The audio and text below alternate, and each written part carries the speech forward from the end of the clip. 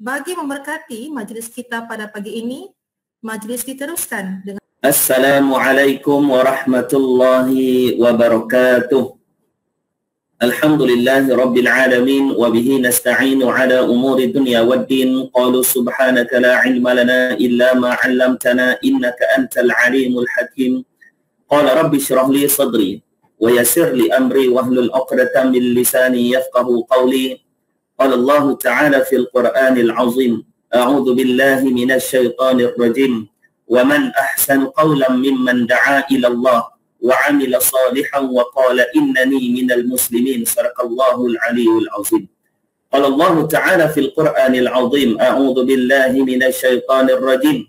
Innal ladzina amanu wal ladzina hajaru wa jahadu fi sabilillah ulaika yarjuna rahmatallah wallahu ghafurur rahim. Sadaqallahul 'aliyyul 'azim. Yang saya hormati Ustazah Halijah binti Syarif selaku pengacara majlis kita pada petang ni, budak-budak belajar melukis di dalam rumah. Terima kasih Ustazah pengacara majlis menjemput saya memberikan ceramah. Yang saya hormati Tuan Haji Ilyas bin Muhammad selaku wakil ahli lembaga pengarah pengelola sekolah. Yang saya hormati tidak bukan yang berusaha Ustaz Harman Jaya bin Huslin selaku guru besar Sekolah Rendah Islamiah. Yang saya hormati kepada Ustazah Hajah Hasnah binti Atu, penolong kanan pentadbiran Ustazah Halianti Amiruddin, penolong kanan HEM Ustaz Hasanuddin bin Hamzah, penolongan kokurikulum barisan ustaz-ustaz dan juga barisan ustazah, ibu-ibu yang dirahmati Allah sekalian. Seterusnya kepada anak-anak pelajar yang dirahmati Allah sekalian, mudah-mudahan kita mendapat keberkatan dan rahmat daripada Allah Subhanahu wa taala, terutamanya dalam pada hari ini majlis kita menyambut sambutan Ma'al Hijrah 1443. Alhamdulillah. Pertamanya apabila kita merafakkan syukur kepada Tuhan yang punya dunia Allah Subhanahu wa taala kerana pada petang ini dapat kita bersua muka walaupun di alam maya. Mudah-mudahan pertemuan kita pada malam ini dinilai kebaikan dan diberikan kerahmatan dan ketakwaan, ditingkatkan ketakwaan di sisi Allah Subhanahu wa taala. Saya mengharapkan pada petang ini mudah-mudahan semua sekali sihat walafiat, dan alhamdulillah lama juga saya tidak berkunjung ke bumi Tawau. Kalau diikutkan, saya setiap tahun akan ke bumi Tawau, akan berprogram bersama dengan sekolah-sekolah Jabatan Kementerian Belia dan Sukan, Jabatan Belia dan Sukan, dan juga kepada beberapa tempatlah di Tawau. Tapi alhamdulillah memandangkan kita PKP, jadi saya tak sempat lagi dan tak boleh nak masuk ke sana. Dan orang Tawau pun tidak menerima saya daripada sini berkunjung ke sana. Baik, alhamdulillah.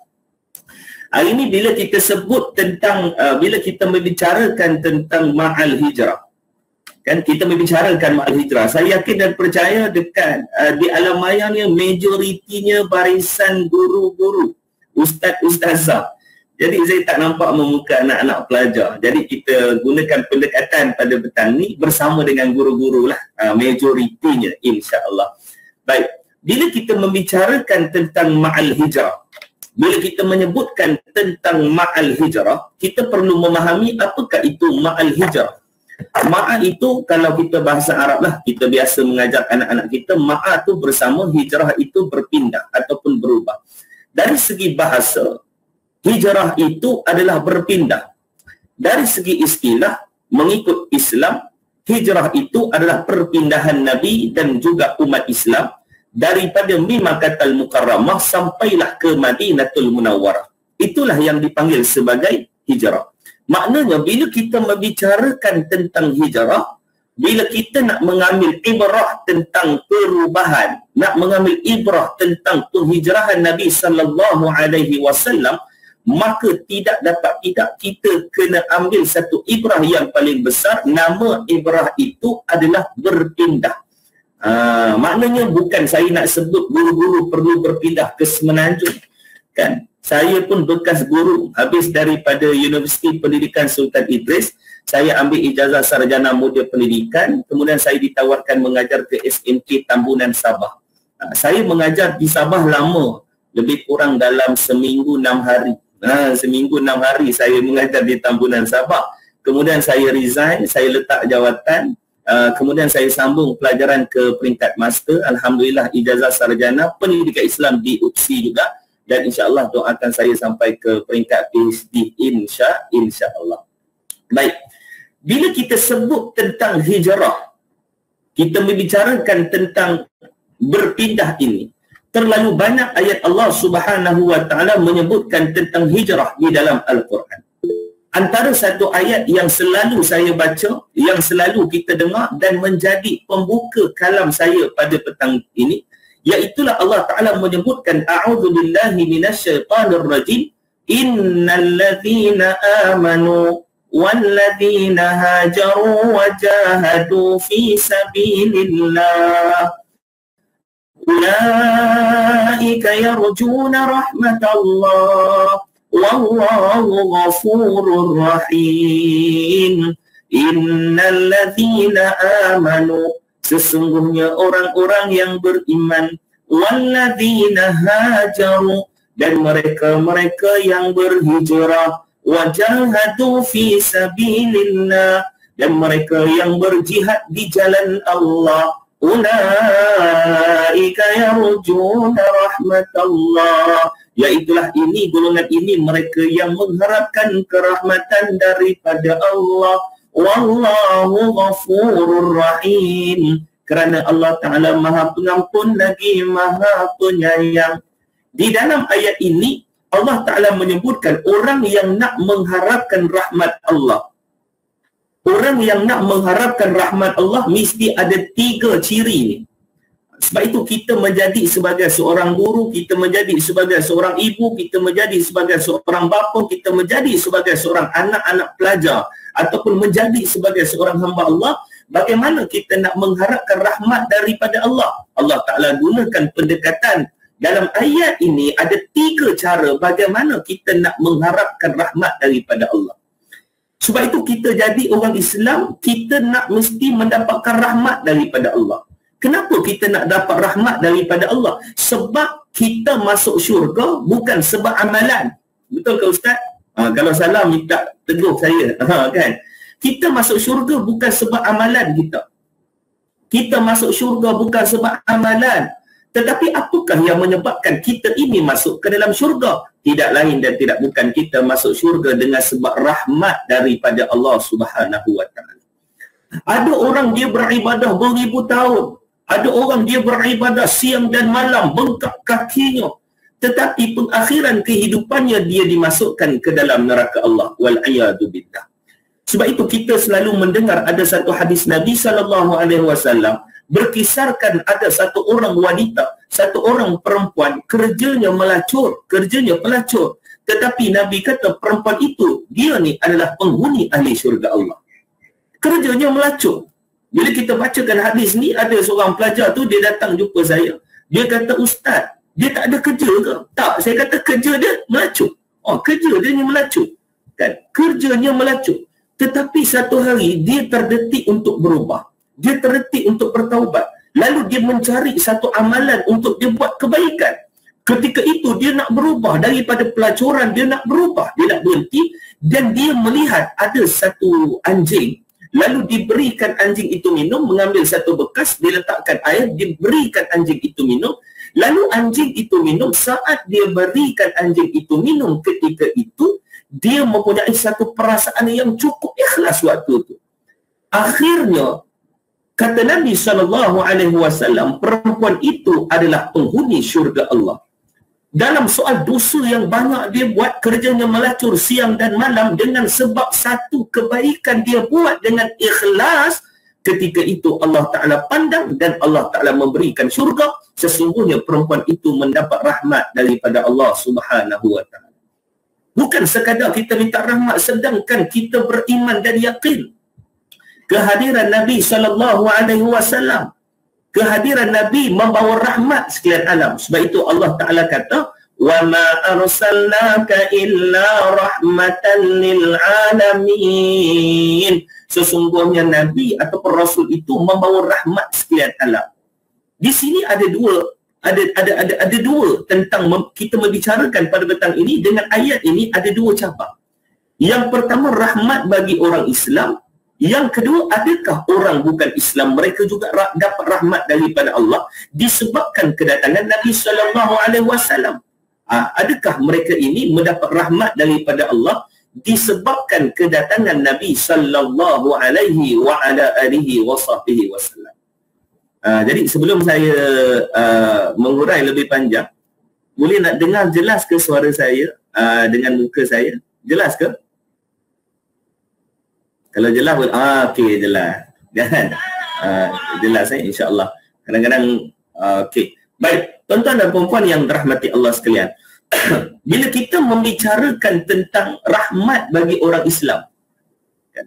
Tapi kita perasan tak dalam hidup kita ni, macam mana kita nak tahu kita ni mendapat rahmat? Apakah rahmat kedatangan Nabi sallallahu alaihi wasallam? Apakah rahmat bagi kita? Baik, kita ambil satu contoh yang begitu mudah. Kita baru lepas solat Zuhur. Kalau di Sabah mungkin dah nak masuk asar lah, kan? Okay. Kita baru lepas solat Zuhur. Kita solat Zuhur tadi agak-agak khusyuk ataupun tidak? Tak payah jawab lah, jawab dalam hati. Agak-agak khusyuk ataupun tidak? Kan? Cara nak khusyuk itu pun susah. Ada orang bila datang jumpa saya, dia kata, "Ustaz, kita kalau nak khusyuk ni Ustaz, senang je Ustaz." Saya pernah tanya ada seorang haji tu di Johor. Dia kata, "Haji, macam mana nak khusyuk Haji?" Dia kata, "Alah Ustaz, kita ni Ustaz, kalau kita nak khusyuk Ustaz, senang je Ustaz. Bila kita semayang tu Ustaz, kita tak ingat apa-apa, itulah khusyuk." Bohonglah tuan-tuan, Ustaz. Oi, kalau kita semayang tak ingat apa-apa, macam mana kita boleh semayang tak ingat apa-apa? Betul tak? Ada orang kata, "Ustaz, kita nak khusyuk, kita semayang, kita tak ingat apa-apa." Dia yang ingat dia tak ingat apa-apa pun kira dia ingat je tu. Kan? Ada orang kata dekat saya, dia kata, "Ustaz, kita kalau nak khusyuk Ustaz, kita solat, kita pakai tikar sejadah Ustaz, ada gambar Kaabah dekat tikar sejadah kita Ustaz. Bila kita rukuk Ustaz, kita tengok tikar sejadah, nampak Kaabah Ustaz seketul Ustaz, akan melahirkan khusyuk." Sudah. Ada orang bila dia rukuk, dia tengok tempat sujud, dia tengok gambar Kaabah, dia pun tak khusyuk. Dia teringat kenangan pergi umrah 2 tahun lepas. Ni contoh, bukan orang dalam ni lah, orang luar. Kan? Dia rukuk-rukuk, dia tengok gambar Kaabah, ya Allah, PKP, lockdown ni tak dapat pergi 2 tahun. Teringat kenangan pergi umrah 3 tahun lepas. Dia tengok gambar kat tempat sujud, ya Allah. Tapi tiang dia macam mana dia buat, nampak tak? Dia komplain tikar sejadah tu pula. Imam dah bagi salam, dia tak rukuk, dia tak sujud lagi. Nampak? Maknanya nak khusyuk tu macam mana?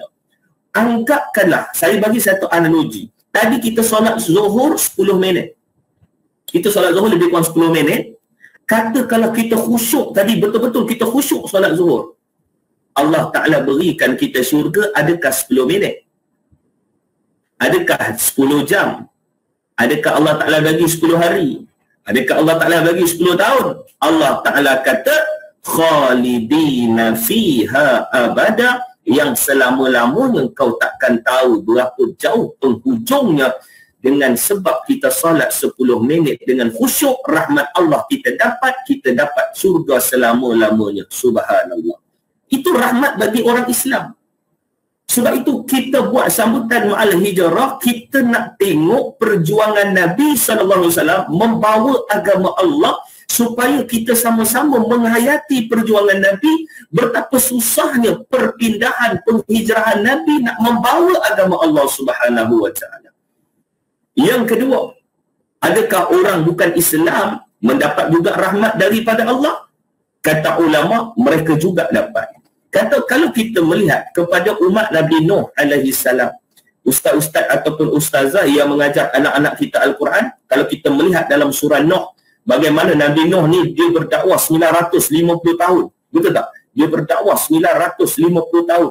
Dalam surah Nuh, muka surat pertama, kalau kita tengok bagaimana Nabi Nuh ni dia mengadu kepada Allah. Qala rabbi inni da'awtu qawmi laylan wa nahara falam yazidhum du'ai illa firara wa inni kullama da'awtuhum litaghfira lahu ja'alu asabi'ahum fi athanihim wastaghshaw thiyabahum wa asarru wastakbaru istikbara. Ini panjanglah ayat tu kan. Nabi Nuh ni dia mengadu kepada Allah. Qala rabbi inni da'awtu qawmi laylan wa nahara. Ya Allah, aku berdakwah kepada kaumku siang dan malam.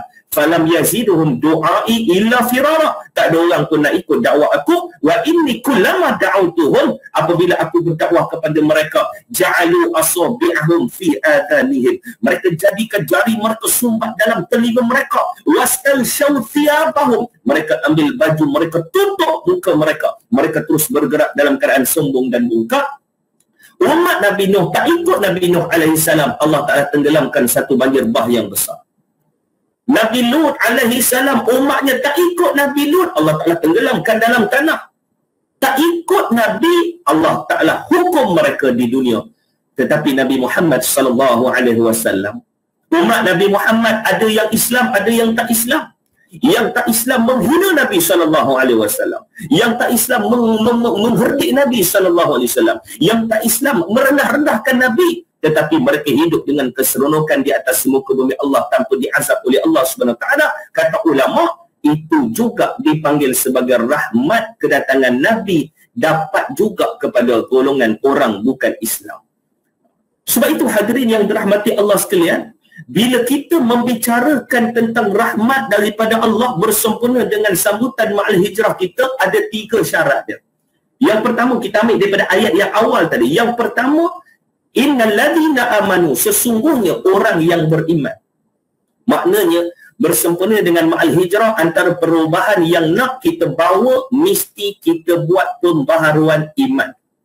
Sebab itu kata Tuan Haji Ilyas tadi, kata Ustaz Amran tadi, bahawa hari ini Rabbani, ketuhanan kita semakin kuat. Kita bukan nak menambahkan Islam. Islam tu dah lengkap dah. Inna ad-dina 'indallahi al-Islam, sesungguhnya agama yang paling tinggi di sisi Allah adalah agama Islam. Tetapi apa yang nak kita ambil ibrah daripada ma'al hijrah ni, apa yang kita nak tingkatkan? Bukan kita tingkatkan Islam tu, tetapi kita tingkatkan iman kita.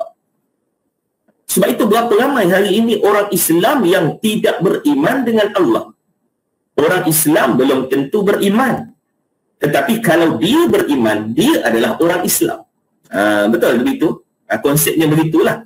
Allah Ta'ala sebut dalam Al-Quran, a'udzu billahi minasyaitanir rajim, qalatil a'rabu amanna qul lam tu'minu walakin qulu aslamna. Orang-orang Arab Badawi ni, dia datang jumpa Nabi. Orang Arab Badawi ni, agak-agak ustazah kenal tak orang Arab Badawi? Saya teringat kenangan saya ceramah di Tawau. Saya ingat di Batu Empat, kalau tak silap saya lah, di Batu Empat. Batu Empat saya ceramah, cerita pasal Arab Badawi ni. Ada seorang makcik tu datang jumpa saya. Dia kata, Ustaz, makcik nak minta maaf, nak tanya Ustaz. Ustaz cerita pasal Arab Badawi ni, makcik nak tanya Ustaz, Arab Badawi ada tak kaitan dengan Pak Lah Badawi? Astaghfirullahalazim. Saya kata jauh betul makcik ni menyimpang. Kan? Pak Lah Badawi tu lain makcik. Oi, Arab Badawi ni, Arab, nama pun Arab. Arab duduk di Arab. Pak Lah Pulau Pinang. Kan? Mana bila kita sebut tentang Arab Badawi, Arab Badawi ni saya nak sebutkan dia ni macam mana? Dia ni macam orang asli lah. Walaupun terjemahan tu tak tepat, tapi dia lebih kurang begitu. Arab Badawi, dia ni jenis lasak, dia ni jenis kalau dapat satu amalan dia ikut betul-betul. Arab Badawi, dia ni orang ulu-ulu di Arab ni. Kalau orang asli pun dia ni duduk di ujung-ujung lah. Nampak tak? Orang asli. Baik. Cerita pasal orang asli ni ada satu kisah jugalah. Dululah, berpuluh-puluh tahun dulu. Berlaku di Jengka Pahang. Cerita pasal orang asli. Saya nak ceritakan orang asli ni. Orang asli Malaysia dululah, sebelum masuk Arab Badawi tadi tu. Kan? Ada satu perkampungan tu, kawan saya cerita dulu. Orang asli, bila kami datang tu, kampung dia, mereka datang kampung tu duduk di belah dalam sangat. Kan, bila habis tu mereka pakat-pakat untuk membelikan tok batin tu motor. Dulu Yamaha CDI Sport kan, 100cc keteng tu motor itulah kan, 100cc Yamaha CDI Sport. Oi, seronoknya tok batin, dia bawa orang kampung naik motor ke hulu ke hilir. Tu hadiah di situ. Rupanya tok batin tu dia naik motor sekali 4 orang. Ni nak cerita orang asli, dia tak heran apalah. Dia naik motor 4 orang. Naik motor 4 orang, lalu dekat jalan highway Karak, lalu dekat tepi jalan. Polis pun tahan, polis tengok, polis pun potong. Dia potong polis tu balik. Dia ingatkan polis ajak berlumba. Nak cerita orang asli ni. Kan? Polis tu potong, dia potong. Lalu polis tu blok dekat depan, buat penghadang dekat depan. Tok Batin pun berhenti. Polis tu nak marah, kenapa naik motor seramai 4 orang. Kan polis tu kata, nanti tuan berhenti.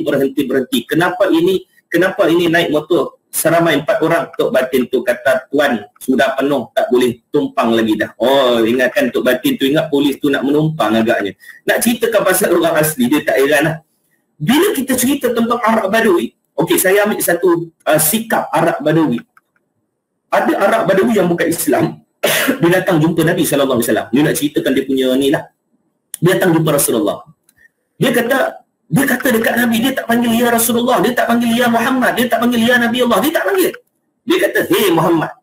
Dia ni bukan Islam lah. Hey Muhammad. Dia tunjuk dekat Nabi, hey Muhammad. Kalau ustaz-ustaz ataupun ustazah boleh ceritalah kisah ni kepada anak-anak pelajar kita. Ni dalam satu hadis dok. Hadis cerita dok lah, hadis dok. Bila hey Muhammad, dia tanya, hey Muhammad, kamu ni siapa? Mu ni siapa? Dia kata, Nabi SAW menjawab, Arab Badawi ni kebetulan dia bawa dok. Dok ni dia bawa pasir lah. Dia gendong di atas dia punya bahu ni. Besar, lebih kurang besar batang pinang, lebih kurang lah. Hey Muhammad, kamu ni siapa? Nabi SAW menjawab, ana Rasulullah SAW. Nabi kata, aku ni Rasulullah. Dia dengar Nabi kata Nabi Muhammad. Ingatkan dia kata, Masya Allah ya Rasulullah. Tak. Dia ni bukan Islam. Dia kata, pembohong. Dia tanya Nabi, kamu ni siapa? Nabi kata, aku Rasulullah. Dia kata, bohong. Aku tak percaya yang kau ni Nabi Muhammad. Melainkan kalau biawak yang aku bawa ni bercakap dan mengatakan yang engkau Nabi Muhammad, baru aku percaya. Dia tak percaya kata Nabi, dia percaya kata biawak tadi. Biawak mana boleh bercakap? Masya Allah, tak boleh bercakap. Nabi kata tak apa, letakkan biawak di hadapanku. Lalu Arab Badawi tadi tu, dia lemparkan biawak dekat depan Nabi, naik kepala biawak tadi tu. Nabi Muhammad SAW dengan kemujizatan, dia tanya, wahai Dok, man ana? Wahai Dok, siapa aku? Biawak. Tuan-tuan, biawak. Adik-adik yang dirahmati Allah sekalian, biawak tak boleh bercakap. Dengan takdir Allah, biawak berkata, Ashhadu annaka Rasulullah. Sesungguhnya aku bersaksi engkau adalah Rasulullah SAW. Terkejut Arab Badawi tadi. Maka dia beriman dengan Nabi, lalu dia percaya. Cakap Nabi, dia tak percaya. Biawak bercakap, dia percaya. Dia nak ceritakan tentang Arab Badawi. Nak ceritakan satu hari, ayat ni, Arab Badawi dia datang jumpa Nabi. Ya Rasulullah, kami dah beriman dah.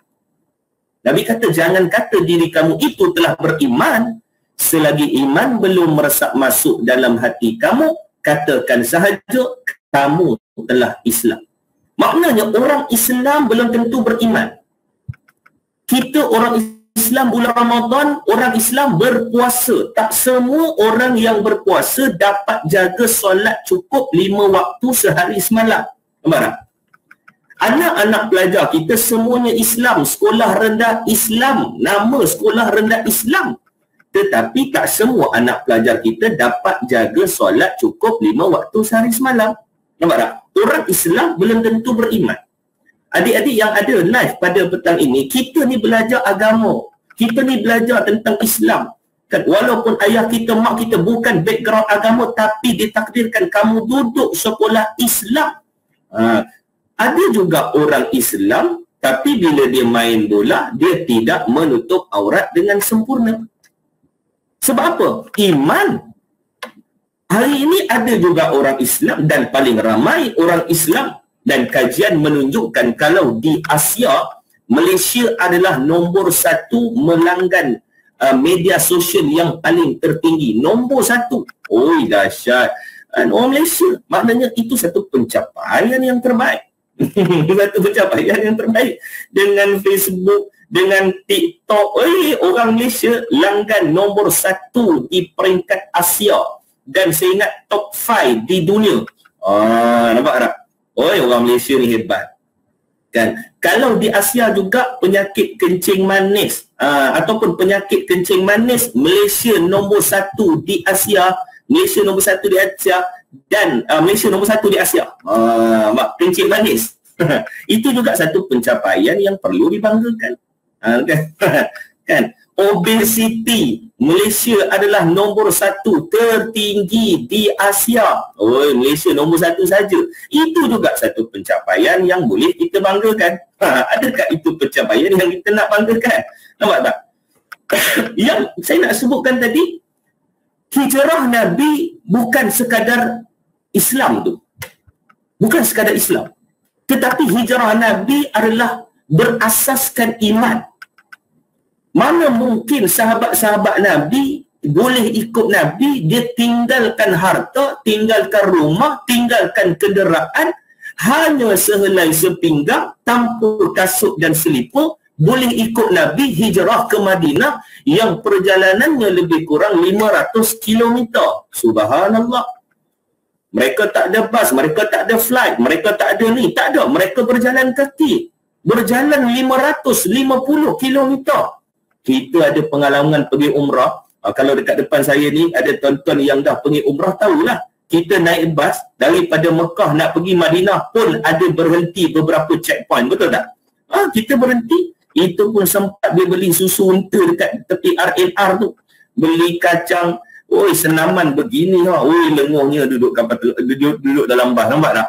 Tetapi Nabi dia berjalan kaki 550 km. Abdul Rahman bin Auf, seorang yang cukup kaya di kota Mekah, ikut hijrah dengan Nabi. Kata Abu Jahal, "Hei Abdul Rahman, kalau kamu nak hijrah dengan Nabi, kamu pergi. Harta kamu biarkan di biarkan di Mekah. Sebab kau berniaga di Mekah. Kau nak ikut Nabi, pergilah ikut Nabi. Harta kau ditahan." Agak-agak Abdul Rahman dia tinggalkan Nabi ataupun dia sayangkan harta? Dia tinggalkan harta. Kata Abdul Rahman, "Wahai Abu Jahal, wahai Abu Lahab, kalau harta yang kau inginkan, kau ambil harta aku. Tetapi aku nak ikut Nabi SAW." Itulah namanya iman. Suami tak nak ikut isteri, isteri tak nak ikut suami. Kan?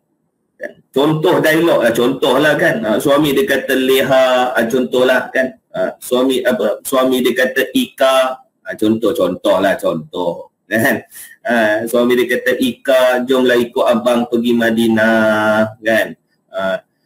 "Abang nak ikut Nabi buat apa bang pergi Madinah bang? Kita ni bukan ada apa-apa bang. Kita dah elok mengajar dekat sini bang, dah jadi cikgu Ika." Cikgu Ika bang, ingat senang bang nak dapat cikgu. Nak pergi dekat negara luar bang, abang ingat senang bang. Tak payahlah bang, oi, kita dah ada makan dekat sini apa semua.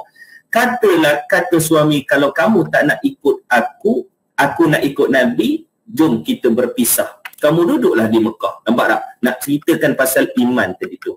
Sebab itu saya setuju dengan Tuan Haji Ilyas tadi. Ada 4 benda, 4 elemen tadi tu. Yang pertama, kita jaga hubungan dengan Allah. Iman tu hak mutlak. Yang kedua, hak mutlak dengan Nabi SAW. Ni yang sahabat pegang. Itulah namanya iman tu. Demi Allah, demi Nabi, walaupun tak ada harta, dia terus ikut Nabi. Itulah yang dipanggil sebagai iman. Kan? Sebab itu guru-guru yang dirahmati Allah sekalian, maknanya kita nak menjadi guru bersempena dengan ibrah ma'al hijrah, jom kita mantapkan iman kita, keyakinan kita dengan Allah Subhanahu wa taala. Kan? Kita mantapkan iman kita dengan Allah Subhanahu wa taala. Baik. Yang kedua, bagaimana nak mendapat rahmat daripada Allah? Dengan sebab kita berhijrah. Adik-adik yang dirahmati Allah, kita kena berubah. Kita kena berhijrah. Kita kena berubah. Kita kena berpindah. Berpindah daripada satu tempat kepada tempat yang lain. Kan? Kita kena hijrah. Kita kena keluar daripada satu kepompong kepada kepompong yang lain. Kita duduk hari ini dalam satu kepompong jahiliyah. Sebab itu musuh utama Islam adalah jahiliyah. Musuh utama Islam adalah jahil. Hari ini berapa ramai hari ini anak-anak remaja Islam hari ini sibuk dengan urusan jahiliyah. Urusan orang-orang Yahudi, urusan orang-orang Nasara. Sebab Allah Ta'ala sebut dalam Al-Quran, "Wala tarda ankal yahudu walan nasara hatta tattabi'a millatahum." Allah Ta'ala jawab dah. Orang Yahudi, orang Nasara, dia tak akan ikut cara umat Islam selagi dia tak dapat tarik umat Islam mengikut cara mereka. Hari ini guru-guru yang dirahmati Allah sekalian, berapa ramai orang Islam yang telah ditarik oleh Yahudi, Nasara mengikut cara mereka. Betul atau tidak? Kita tengok anak-anak pelajar kita. Saya simpulkan pada petang ini, cuba tengok dengan 5S. Guru-guru perhatikan anak-anak pelajar kita, kalau nak membangunkan anak-anak remaja pelajar yang hebat ni bersama dengan Mak Al-Hijrah ni, 5S ni kita tengok anak pelajar dan kita bantu anak pelajar kawal dengan 5S. Kita terapkan kan. S yang pertama namanya song, hiburan. Hari ni anak-anak sekolah kita sibuk dengan hiburan.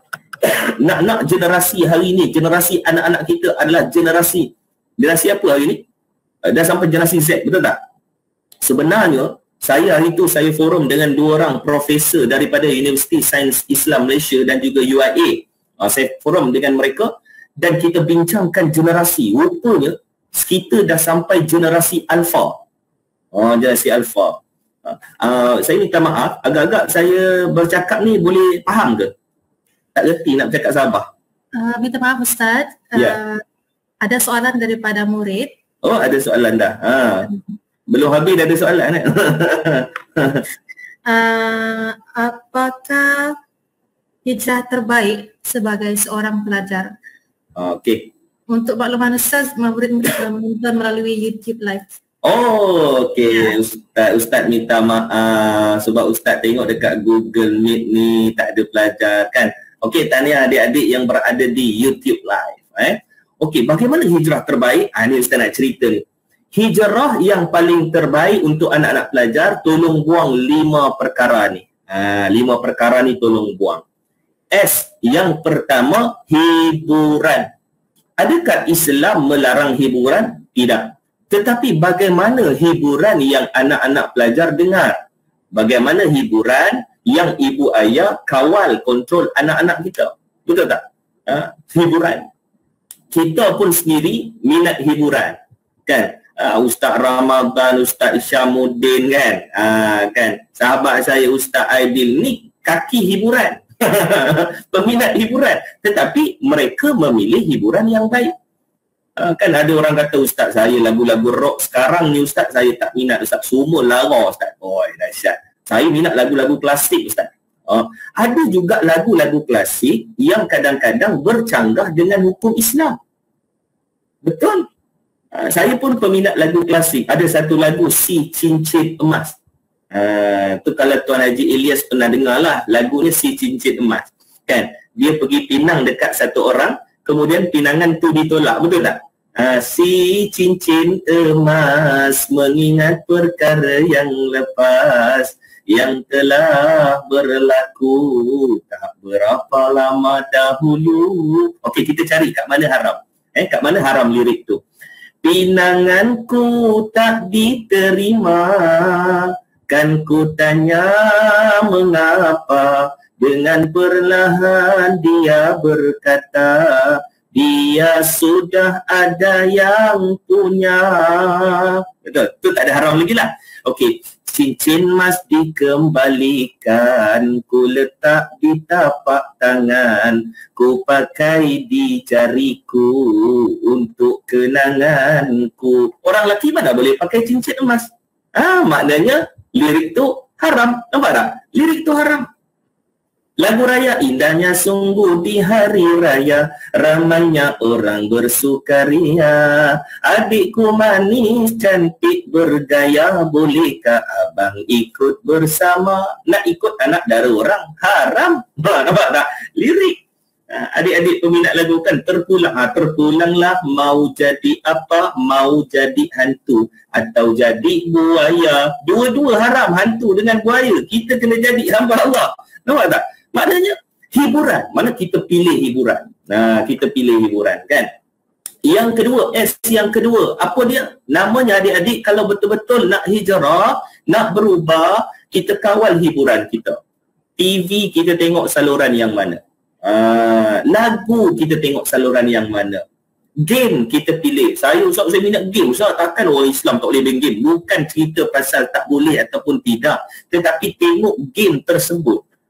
Game yang boleh mendatangkan leka kita sampai boleh tinggal solat, betul tak? Sampai boleh derhaka dengan mak ayah, mak suruh sembahyang, dia mak dia hoi balik mak dia. Kan? Ayah dia hoi balik ayah dia. Jiran sebelah hoi, dia hoi balik, semua orang dia hoi kan? Sebab apa? Sebab menghalap. Sebab itu kita pilih. kita pilih hiburan yang paling baik. Kan? Facebook tak salah, tapi macam mana kita mengendalikan Facebook kita, betul tak? TikTok tak salah, tapi bagaimana kita mengendalikan TikTok kita, nampak tak? Itulah cara untuk kita berfikir hijrah. Kita nak berubah, kita bukan tinggalkan, tak. Saya bukan kata tinggalkan YouTube, tinggalkan TikTok, tinggalkan ni, tak. Kita perlu kawal dan kontrol. Sebab itu kalau kita berfikir dengan iman, fikir, zikir. Kita berfikir, kita berzikir. Okey, baik. Yang kedua, S yang kedua, apa anak-anak pelajar kita kena buat perubahan? S yang kedua namanya seks. Seks itu apa? Cinta. Berasal daripada cinta, hubungan lelaki dan perempuan. Adakah Islam melarang cinta? Tak. Kata Tuan Haji Ilyas tadi, ada 4 cinta yang wajib kita salurkan. Pertama, kita cinta Allah. Kan? Kita cinta Allah. Kita solat cukup 5 waktu sehari semalam. Adik-adik yang dirahmati Allah sekalian. Ustaz-ustaz kamu, cikgu-cikgu kamu nak suruh kamu solat 5 waktu di sekolah, tak boleh. Sebab kamu di sekolah hanya beberapa jam sahaja. Sebab itu ibu dan ayah kena pantau anak-anak kita ni. Kena pantau anak-anak kita. Sampai kan saya ada satu sekolah di Puchong, di Selangor, dia telefon saya.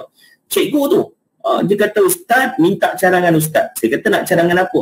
Ada seorang parent ni Ustaz, ayah dia serang saya. Saya kata, dia serang macam mana? Dia kata, Ustaz, dia tanya saya, dia marah saya. Dia kata, cikgu, kenapa anak saya tak sembahyang maghrib? Saya kata maghrib tu dia orang duduk di mana? Duduk dengan parent dia orang lah. Kenapa cikgu dia marahnya? Saya pun tak tahu Ustaz. Sampai tahap macam tu. Anak tak sembahyang maghrib, cikgu kena marah. Dahsyat. Anak tak solat maghrib, cikgu kena marah. Anak tak sembahyang subuh, cikgu kena marah. Anak tak sembahyang isyak, apatah lagi anak tak sembahyang zuhur. Dah tentulah zuhur sembahyang kat sekolah, asar sembahyang di sekolah. 2 solat dia. Cikgu-cikgu kamu boleh kawal, boleh kontrol. Tetapi lagi 3 waktu, peranan ibu dan ayah. Jom kita salurkan hubungan cinta dengan Allah. Kita cinta Allah dulu. Kan? Dengar solat, kan? Dengar azan, ringkas bangun solat. Sebab itu adik-adik, bila waktu seronok kita dengar azan? Bulan Ramadan lah. Bulan Ramadan, kan, walaupun tak solat maghrib, dia tahu waktu berbuka puasa pukul berapa. Itu dahsyat orang kita tu. Kan, hari ni dia kata mak, hari ni berbuka mak 5, hari ni berbuka mak pukul 6, pukul 6 5 minit. Mak dia kata, macam mana kau tahu tak pernah tengok sembahyang zuhur? Tak pernah tengok sembahyang maghrib? Buka puasa mak. Nampak tak? Berbuka puasa. Maknanya jaga solat. Dalam kalimah azan ada satu kalimah motivasi. Saya sebut motivasi sikit untuk adik-adik pada petang ni. Kan, dalam kalimah azan ada satu kalimah motivasi. Marilah menuju kejayaan. Betul tak? Hayya 'alal salam.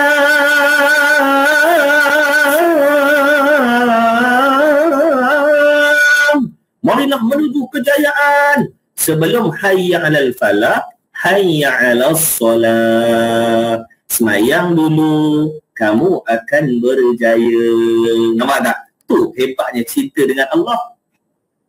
Kalau kita cinta dengan manusia, kita mengadu dengan manusia, manusia akan memberikan pendapat dengan perasaan.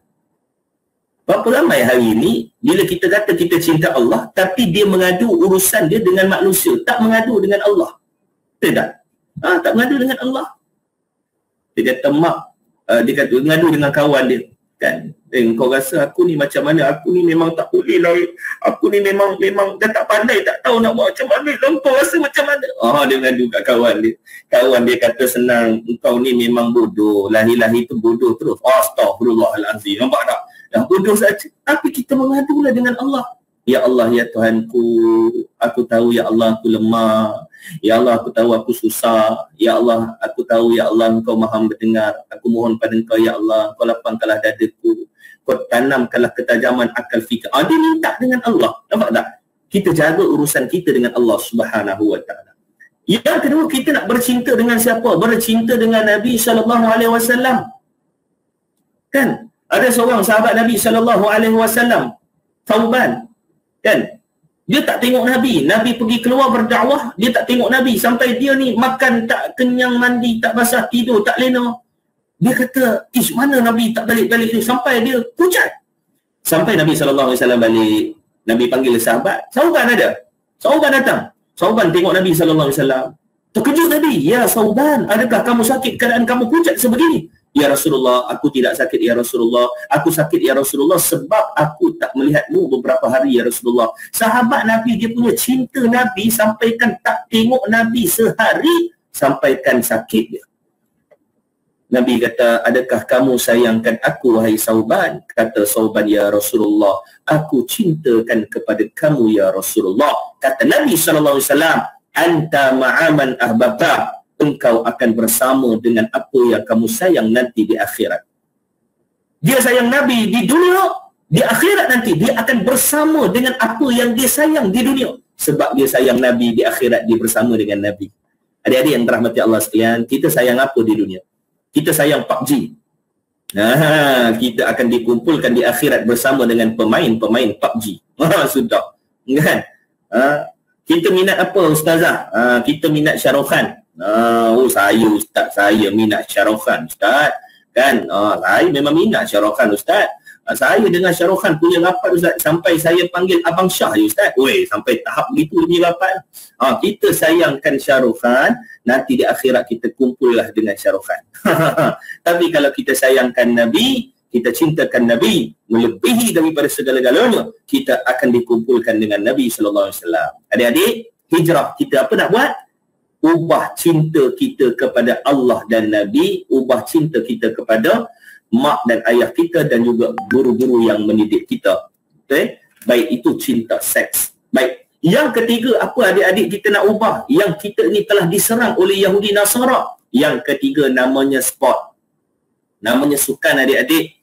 Tak salah tengok bola, tak salah. Tak ada masalah. Tetapi yang menjadi permasalahan sampai hari ni kadang-kadang kita bersukan, kita lupa Allah Subhanahu Wa Taala. Kita lupa nak solat, kan? Lupa nak solat, lupa nak baca Quran. Hari ni kita baca WhatsApp lebih lama daripada kita membaca Al-Quran. Hari ni kita tengok Facebook lebih lama daripada kita tengok wajah muka mak dan ayah kita. Betul tak?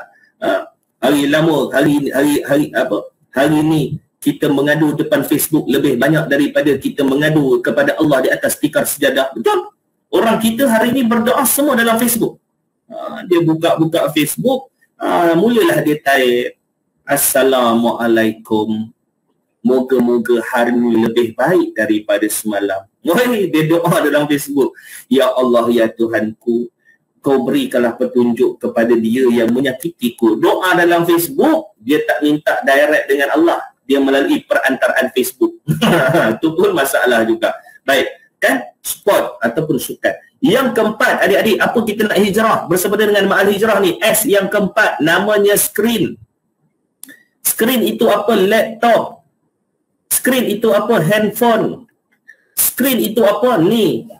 Apa benda-benda ni? Handphone. Ataupun dalam handphone ada apa? Media sosial. Hari ni berapa ramai hari ni? Semua majoriti anak-anak pelajar, termasuklah kalau kita kata di Sabah, di Sarawak, di ujung-ujung dulu tak ada tempat, tertipu lah. Majoriti manusia dah ada Facebook pula, dah ada handphone. Kan? Saya ceramah 3 tahun direct, saya ceramah di Daro, di Mukah, bla bla bla sana di Sarawak tu. Dia orang lagi canggih handphone daripada saya. Oh, nak ceritakan hebat. Kan? Nak ceritakan hebat tu. Tapi hari ni berapa ramai dengan handphone kita boleh, anak-anak, adik-adik kita boleh mengambil, beli data dan juga sebagainya. Kita boleh tengok YouTube, kita boleh main game PUBG, kita boleh main game tu, game ni, kita boleh main game Dota, tak apa-apa game lah. Tetapi nak masuk PDPR, Allah, dia masuk saja, muka suara tak ada dah. Kan? Sampai kan cikgu dia kata, cikgu Ustaz apa, cikgu Hasnah kata, okey anak-anak pelajar, okey Saiful, kan, contohlah kan, okey anak pelajar, okey Aminah, boleh jawab soalan saya tak? Gambar tak ada, mic pun dia off, senyap je. Okey Aminah, dengar tak saya kata ni, saya tanya awak ni? Dengar pula suara, insyaAllah saya tolong jawab. Bapak dia pula yang menjawab, ataupun masalah juga, nampak? Kan, maknanya kita boleh langgan internet, kita boleh main benda-benda yang kadang-kadang boleh melekakan kita. Tetapi kenapa? Untuk tujuan pembelajaran, mak ayah tak pantau anak-anak. Kan? Sebab itu kadang-kadang kalau mak ayah ada internet di rumah, kadang-kadang anak dia ambil handphone ayah, dia buka hotspot, dia ambil handphone mak dia buka hotspot. Sebab itu mak ayah kawal lah, kontrol. Kan anak-anak saya seorang satu ada handphone. Kita bukan nak suruh mengalakkan suruh pakai handphone, tak. Tapi saya bagi seorang satu ada handphone. Tapi ada satu sistem handphone dekat Play Store, boleh cari. Parent boleh kontrol handphone anak. Parent boleh kontrol handphone anak. Okey, contoh anak saya dia akan bangun pagi, anak-anak kita sama. Dia bangun pagi dia akan cari handphone. Betul? Bila anak saya dia bangun pagi pukul 6, dia solat subuh, kemudian dia tak tahu nak buat apa dah. Dia duduk rumah tak tahu nak apa, dia akan capai handphone. Bila dia capai handphone, dia on saja skrin, handphone tu lock dan automatik akan terbuka pada pukul 9 pagi baru dia skrin dia menyala. Sebelum pukul 9, skrin dia akan gelap. Masuk saja pukul 9, dia menyala. Dan saya akan onkan selama 3 jam saja sampai pukul 12, skrin tu akan gelap balik. Sampailah ke petang. Malam saya tak bagi handphone dah. Tu nak cerita, ada satu software tu parent boleh tahu anak kita dia type laman web apa, dia main TikTok apa, dia type YouTube apa jenama, kita boleh tahu. Boleh tahu. Sebab itu cara saya mencadangkan ibu ayah pakai software untuk parent observe anak punya handphone. Bagi dia handphone, tak salah, bagi dia handphone. Tapi kita kontrol melalui sistem handphone kita. Kita duduk dalam bilik, anak kita duduk dekat ruang tamu, dia layari apa laman web, kita duduk dalam bilik, kita boleh tahu apa anak kita layari. Itu mak ayah boleh buat sebegitu. Itu cadangan. Okey, itu namanya screen. Kalau anak ada Facebook, mak ayah mesti ada Facebook sebab nak pantau. Anak ada TikTok, ayah buatlah TikTok. Ayah buatlah TikTok. Kan? Anak ada Instagram, mak mesti ada Instagram sebab nak pantau anak. Jangan halang, tapi kita kontrol. Kita pantau. Tapi mak jangan pakai nama sebenar. Ayah jangan pakai nama sebenar. Ayah letaklah apa, teratai madu di Tasik Layu. Teratai Layu di Tasik Madu. Contohlah, nama pun, nama Instagram. Kan, teratai Layu di Tasik Madu. Add lah anak tu. Anak tu kata teratai Layu yang mana ni? Tengok gambar tak ada. Kita boleh follow anak kita.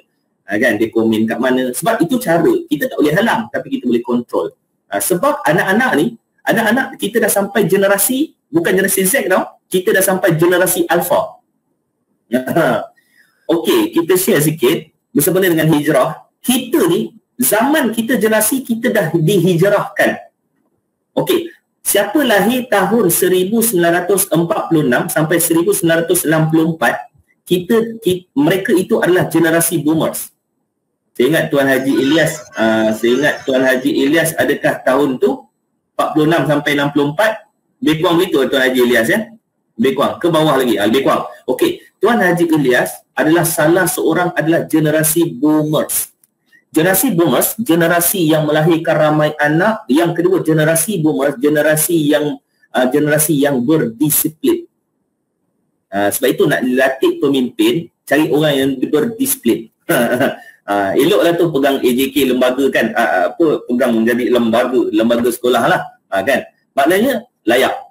Bukan nak cerita layak tak layak tu, nak cerita tepat tu, nak cerita ketepatan tu. Maknanya siapa lahir tahun ni, generasi itu generasi yang berdisiplin. Nak tengok orang yang berdisiplin, cuba tengok orang dulu. Anak pukul 6.30, anak tak balik, dah pegang rotan, duduk tepi pintu, anak tak balik, lewat 5 minit, dia sebatnya kita. Dek, zaman ustaz dulu macam tu. Zaman saya dulu macam tu. Subhanallah. Dan saya yakin cikgu-cikgu yang dekat depan saya ni, mak ayah semua jenis macam tu. Betul tak? Semua jenis. Bangun lewat. Kadang-kadang kita nak share dengan ayah pun takut. Kita akan gunakan mak. Nak minta sesuatu pada ayah, kita akan gunakan mak sebagai perantaraan. Kan? Gunakan mak sebagai perantaraan. Mak nak RM20, mak. Mak minta ayah RM20, mak. Cikgu nak buat rombongan hujung tahun. Kau pergilah cakap sendiri. Tak nak lah ayah, marah kau. Ayah bising. Tu sebab ayah dia garang. Orang dia disiplin.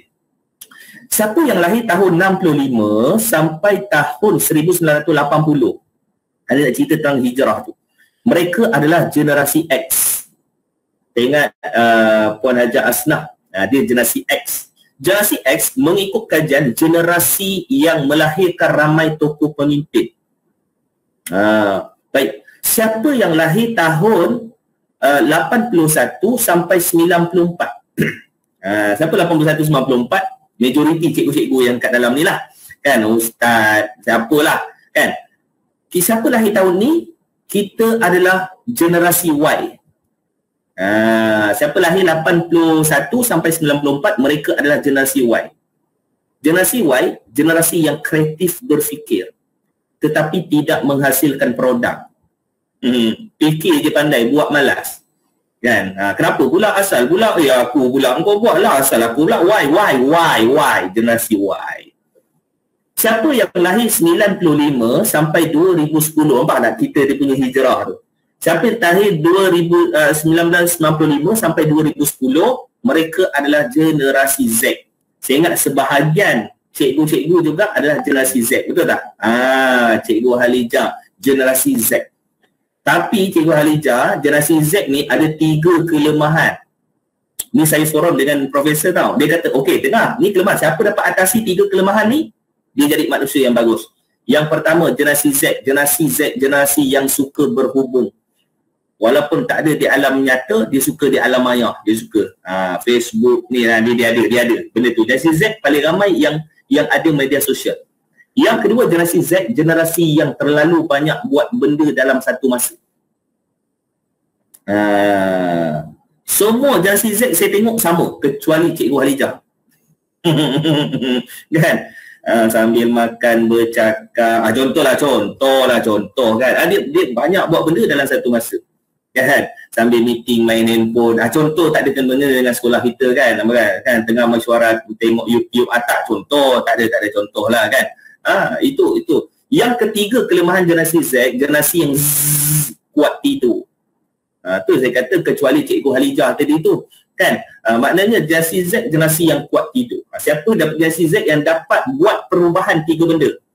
Ni insya-Allah kita akan jadi generasi Z yang bagus. Okey, untuk adik-adik di luar sana, anda bukan generasi Z, anda bukan generasi Y, anda bukan generasi X, tetapi anda dilahirkan 2011 dan kelahiran tempoh itu sampai 2025 nanti, kamu adalah generasi Alpha. Kajian menunjukkan generasi Alpha, otak dia bijak 30 tahun ke depan. Sebab itu cikgu-cikgu yang dirahmati Allah sekalian, anak-anak pelajar kita sekarang ini, otak dia advance. Otak dia cekap. Sebab kehebatan otak dia 30 tahun ke depan.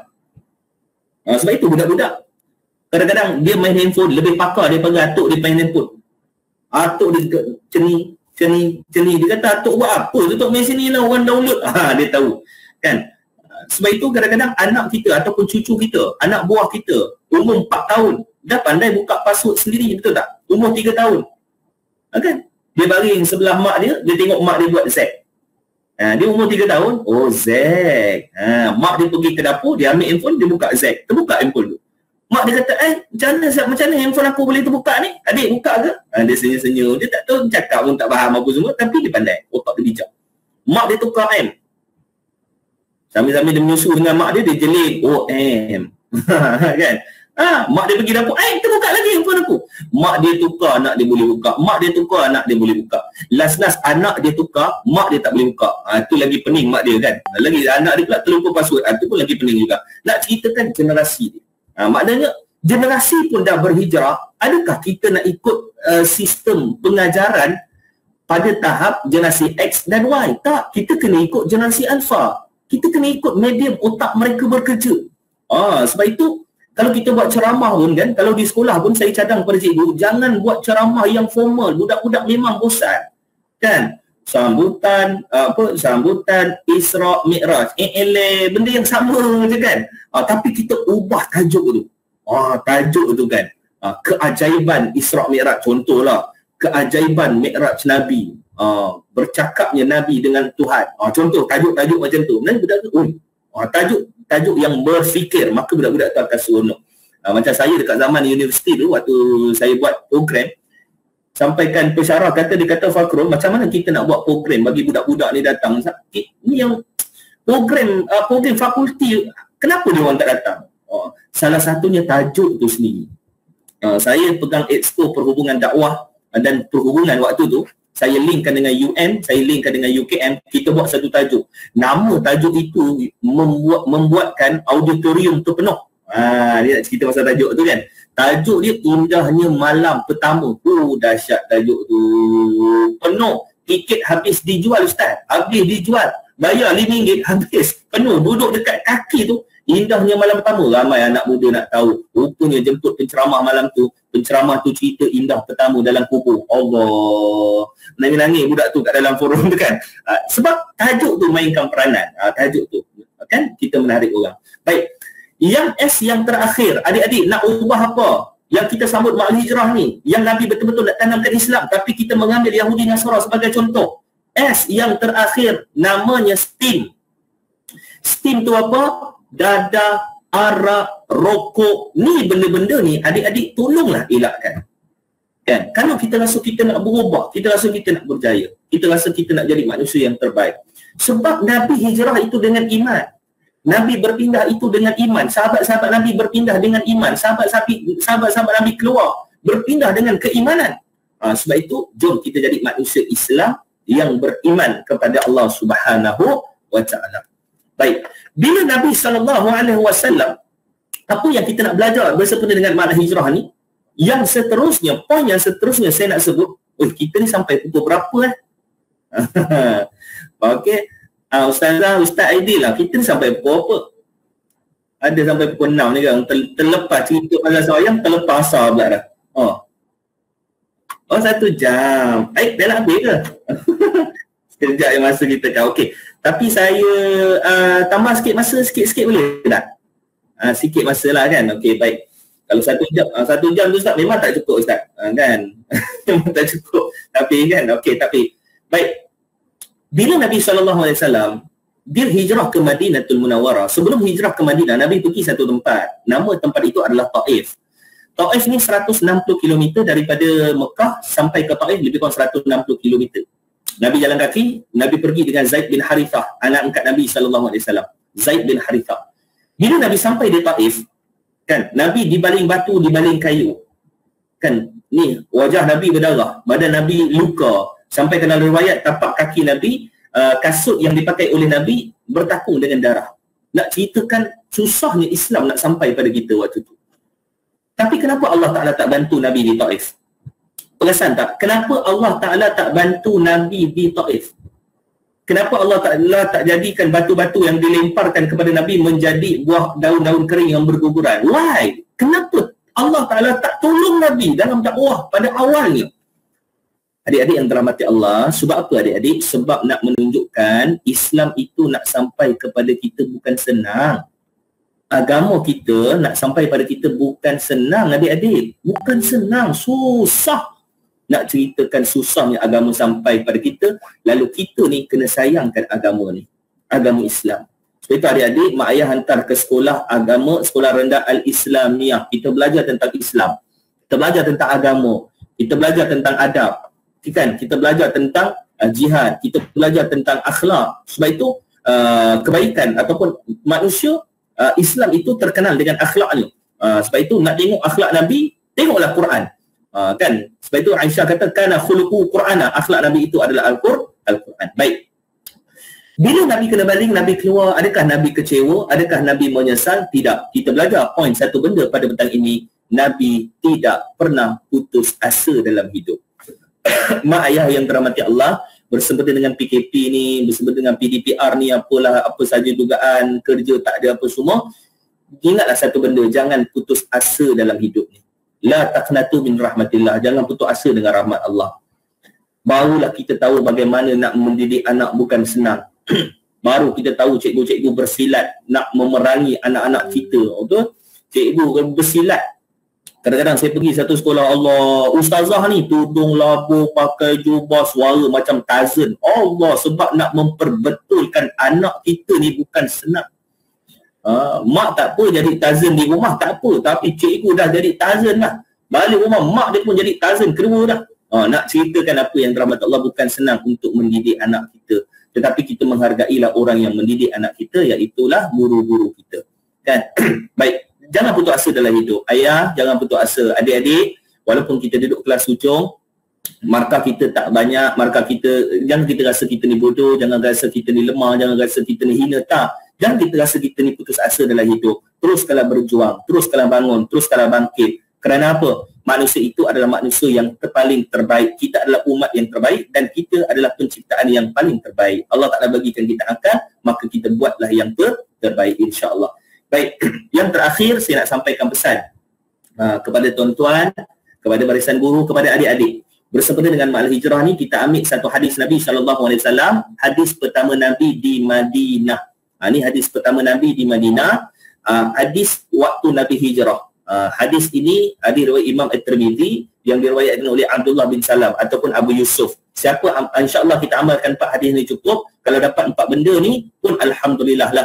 Siapa mengamalkan 4 benda ni, Nabi kata tadkhulu al-jannata bisalam, dia akan masuk syurga dalam keadaan paling selamat. Insya-Allah. Baik. Bila Nabi sampai Madinah, ada seorang ulama Yahudi namanya Abdullah bin Salam. Dia ni ulama Yahudi. Ulama Yahudi. Dia ni pakar Taurat, pakar Injil. Dia power. Dia orang yang educated lah. Dan dia tahu akhir zaman datang seorang Nabi. Dan dia tahu Nabi tu akan sampai daripada Mekah sampai Madinah. Dia ni tunggu Nabi di Madinah. Dia ni ulama Madinah. Bila Nabi sampai Madinatul Munawwarah, dia punya hebat. Dia tengok orang tu kalau Nabi, dia boleh tahu yang tu memang Nabi. Abdullah bin Salam ni, dia ulama yang cukup hebat di Madinah. Waktu Nabi sampai Madinah, dia tengok Nabi. Dia kata, "Falaisa wajhi kadzab." Aku tak nampak pun dekat muka Nabi tu muka seorang pembohong. Dia ni mungkin Nabi.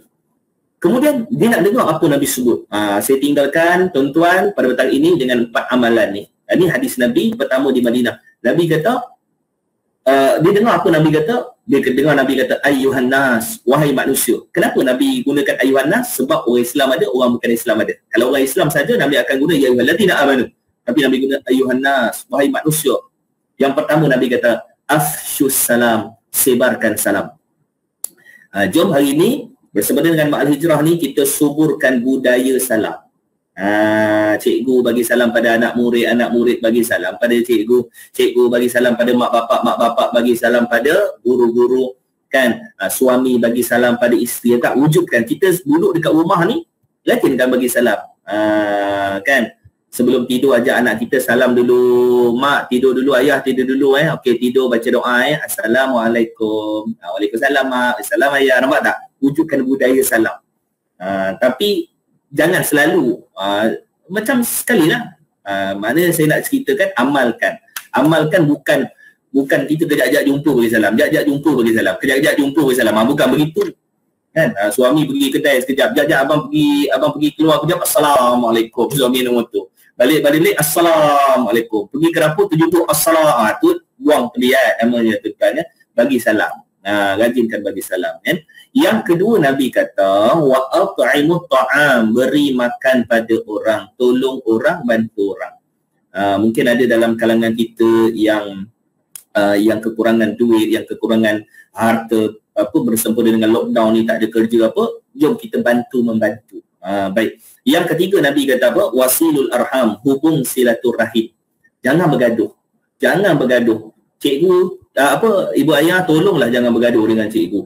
Saya minta maaf kalau tak keterlaluan saya bagi tahu. Anak-anak kita hari ini terdidik bukan disebabkan hasil tangan kita, tapi kadang-kadang anak kita terdidik disebabkan air tangan guru-guru kita. Orang yang mengajar anak kita. Mana kita jagalah hubungan dengan guru-guru kita. Boleh mak ayah, insya-Allah. Baik, yang keempat Nabi kata, wasallu wan nasu niyam, solat ketika orang sedang tidur. Siapa jaga 4 benda ni, Nabi kata tadkhulu al-jannata bisalam, dia akan masuk syurga dalam keadaan paling selamat, paling mudah. Insya-Allah, mudah-mudahan insya-Allah bersempena dengan Ma'al Hijrah ini, mudah-mudahan ada pembaharuan yang kita amalkan untuk kita mengambil ibrah je, kan. Mudah-mudahan Allah Taala berkati perhimpunan pada petang ini dan mendapat keridaan daripada Allah SWT. Saya rasa cukuplah sekadar itu sahaja. Saya mohon ampun dan maaf kalau ada terkasar bahasa dan juga sebagainya. Yang baik itu datang daripada Allah, yang buruk itu datang daripada kelemahan diri saya. Wabillahi taufiq wal hidayah. Wassalamualaikum warahmatullahi wabarakatuh.